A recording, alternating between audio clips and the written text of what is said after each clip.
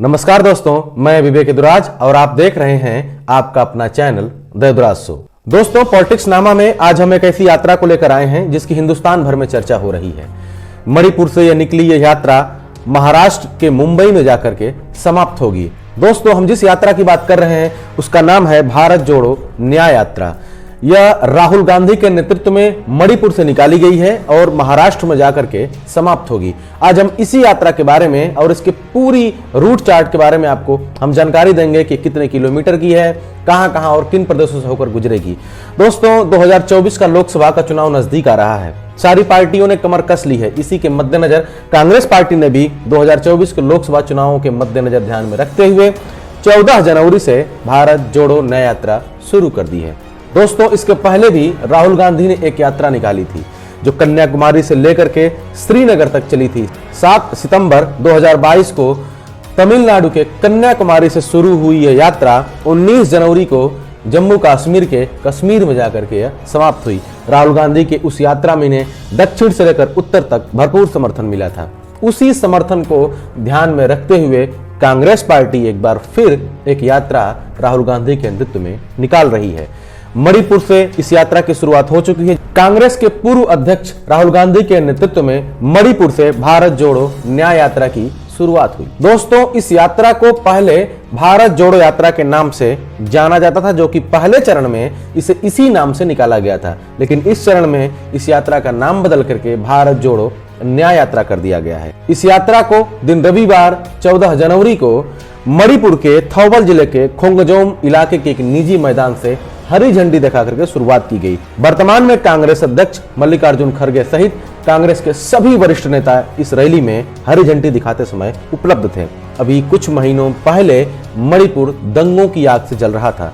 इसी कारण से इस यात्रा पर कुछ प्रतिबंध भी लगाए गए हैं कि 3000 से अधिक की संख्या में एक स्थान पर कोई भी आंदोलनकारी या प्रदर्शनकारी एकत्रित नहीं होंगे। 14 जनवरी को जब इस यात्रा की शुरुआत हुई तो मणिपुर से शुरुआत करने के साथ ही राहुल गांधी ने इस सरकार के ऊपर तीखे हमले किए, जैसा कि इस वीडियो में आपको सुनने को मिलेगा।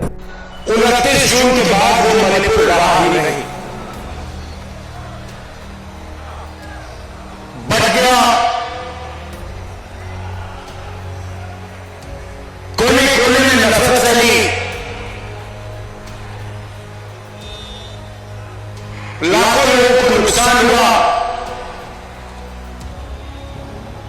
भाई बहन, माता पिता आंखों के सामने मरे। और आज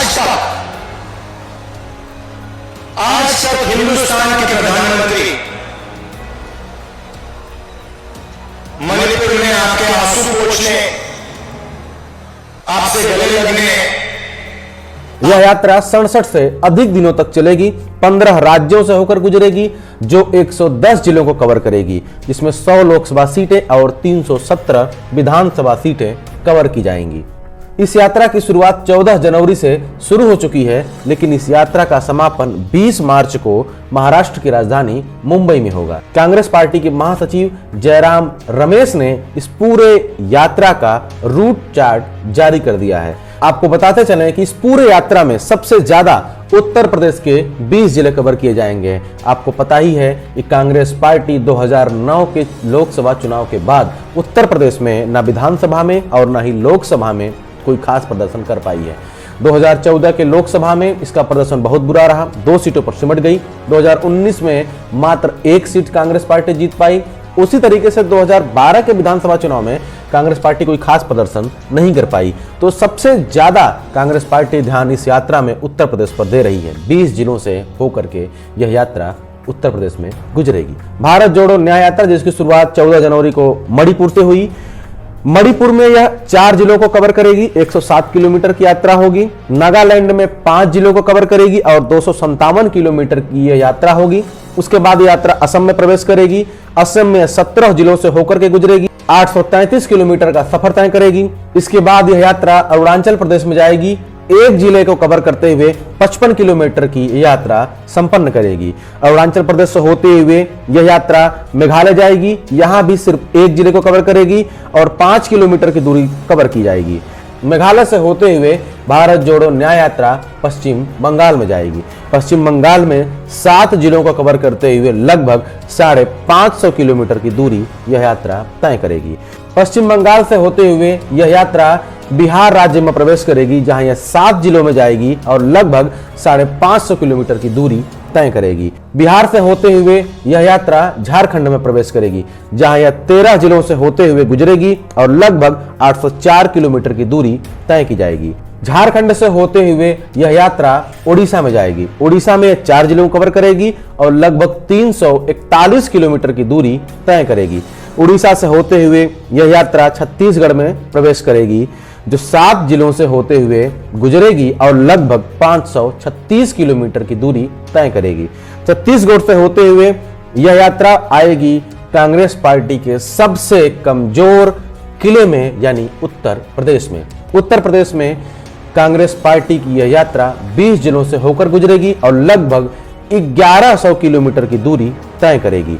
इसके बाद उत्तर प्रदेश से होते हुए यह यात्रा एमपी यानी मध्य प्रदेश में पहुंचेगी, जहां यह 9 जिलों से होकर गुजरेगी और लगभग 700 किलोमीटर की दूरी तय करेगी। मध्य प्रदेश से होते हुए यह यात्रा राजस्थान में प्रवेश करेगी, जहां यह 2 जिलों से होते हुए लगभग 128 किलोमीटर की दूरी तय करेगी। इसके बाद यह जाएगी गुजरात राज्य में। गुजरात राज्य में यह यात्रा 7 जिलों से होकर गुजरेगी और लगभग 450 किलोमीटर की दूरी तय करेगी। और अब यह यात्रा अपने आखिरी मुकाम पर पहुंच जाएगी, जहां यह यात्रा गुजरात से होते हुए अपने आखिरी चरण यानी महाराष्ट्र में प्रवेश करेगी, जहां यह 6 जिलों से गुजरेगी और लगभग 480 किलोमीटर की दूरी तय करेगी।